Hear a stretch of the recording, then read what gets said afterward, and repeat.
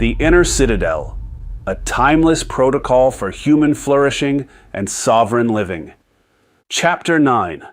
Turning setbacks into advancement, the alchemy of adversity. Difficulties are an inevitable thread woven into the fabric of human existence. No life unfolds without encounters with loss, failure, disappointment, illness, conflict, or unforeseen obstacles. Yet these moments need not define or defeat you. Instead, they can serve as natural teachers, revealing where greater strength, clarity, wisdom, or balance is needed. The practice of turning setbacks into advancement, often called the alchemy of adversity, rests on a simple yet profound recognition. Events themselves carry no fixed label of good or bad. Their impact depends largely on how we meet them, through our judgments, responses, and willingness to extract value from the experience. This understanding draws from timeless observations about the human condition. Early thinkers noted that suffering often acts as a purifying force, stripping away illusions and exposing deeper resources within. A reversal does not arrive to punish. It arrives as raw material that a thoughtful mind can shape into growth.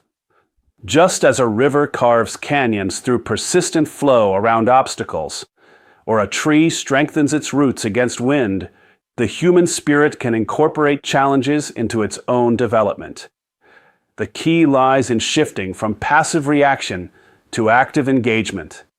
Acknowledge the pain or disruption without denial, then deliberately seek the lesson it offers, and redirect energy toward constructive forward movement. Consider how this process unfolds in daily life. Suppose you face a professional disappointment, a project falls short, a promotion passes you by, or collaboration breaks down. The initial sting may bring frustration, self-doubt, or anger. These feelings are natural and deserve honest recognition. Suppressing them only prolongs their influence. Once acknowledged, pause and ask a series of clarifying questions rooted in reason. What part of this situation lies within my sphere of influence? What assumptions or approaches contributed to the outcome? What single insight can I carry forward to refine my efforts? By directing attention inward rather than spiraling into blame or rumination, you transform the event from a dead end into a stepping stone. Cognitive patterns play a central role here. The mind often defaults to unhelpful interpretations during difficulty. Overgeneralizing, "I always fail at this." Catastrophizing, "This ruins everything." Or personalizing blame excessively, "It's entirely my fault and proves I'm inadequate." Such patterns amplify distress and paralyze action. A more balanced approach involves gentle examination. Identify the automatic thought fueling the emotion. For example, "This setback means I'm not capable." Test its accuracy against evidence. Have there been past instances of competence or recovery? Are there alternative explanations, such as timing, external factors, or incomplete information? What would a kinder, more constructive view sound like?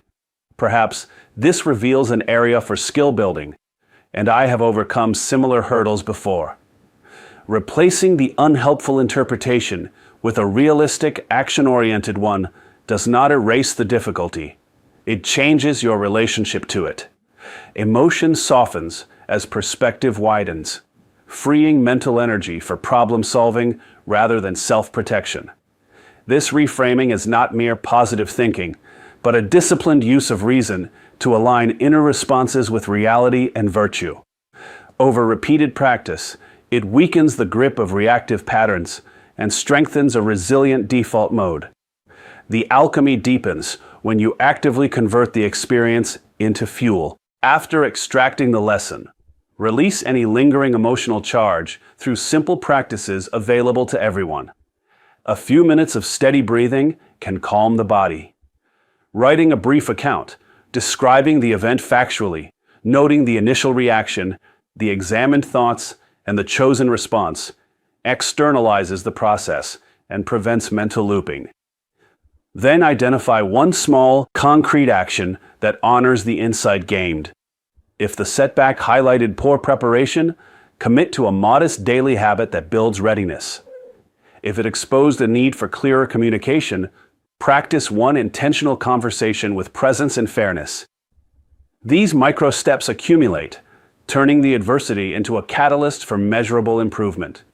Historical and philosophical reflections reinforce this capacity. Ancient observers saw that those who endured trials often emerged with heightened self-knowledge and steadiness. Fire tests gold. Adversity tests character. A person never challenged may lack proof of their inner resources, while one who navigates hardship consciously discovers reserves of courage, patience, and ingenuity previously untapped. The process builds confidence not through denial of pain, but through evidence of one's ability to engage it productively. Each recovered setback becomes quiet proof.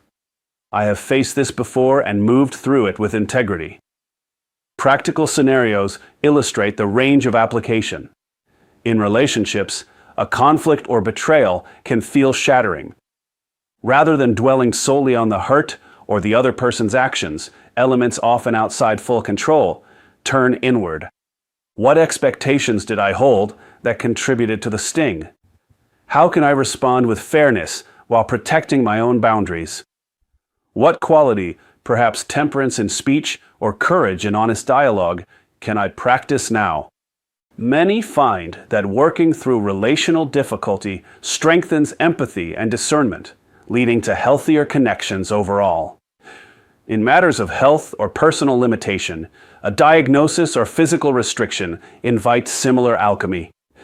The condition itself may not yield to direct command, yet your response remains sovereign. You can choose to focus on what remains possible: adapted movement, nourishing routines, or mental cultivation, and view the limitation as a call to prioritize wisely. Stories of individuals who channeled chronic challenges into creative or service-oriented pursuits demonstrate how adversity can redirect life toward unexpected meaning. Even minor daily irritations offer training ground. A missed deadline, a harsh word from a stranger, or a plan disrupted by weather tests the same principle on small scale. Treating these as practice opportunities prevents them from accumulating into larger emotional burdens. Over time, the habit of alchemy makes you less brittle. You approach uncertainty with curiosity rather than dread, knowing you possess tools to extract value, regardless of the form the challenge takes. Releasing unproductive rumination is essential to the process. The mind may replay the event, seeking justice, revenge, or perfect understanding.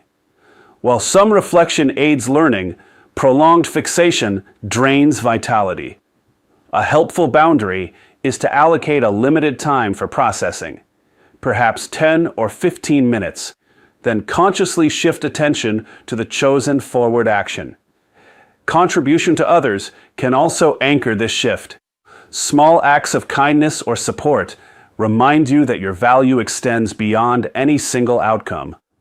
This chapter's practice integrates seamlessly with earlier foundations. The distinction between what you can and cannot control, Chapter 1, prevents wasted effort on externals. Cultivation of virtues, Chapter 2, provides the compass. Respond with courage to face the truth, wisdom to discern the lesson, justice to avoid blame shifting, and temperance to moderate despair. The interplay of thought, feeling, and action, Chapter 3, supplies the mechanism for reframing. Habit formation through repetition, Chapter 4, makes alchemy automatic over time. Purposeful aims, Chapter 5, ensure the extracted lesson serves larger directions rather than isolated recovery. Emotional mastery, Chapter 6, and daily examination, Chapter 7, offer ongoing support, while modeling excellence, Chapter 8, shows living examples of those who have transmuted hardship into strength. Challenges to this approach are real. Deep pain, grief over profound loss, repeated failures, or systemic obstacles may feel overwhelming at first. In such cases, begin gently. Simply naming the feeling and affirming your capacity to endure it can be enough for the day. Progress may feel slow, yet consistency matters more than speed. Self-compassion prevents the secondary suffering of self-judgment for struggling.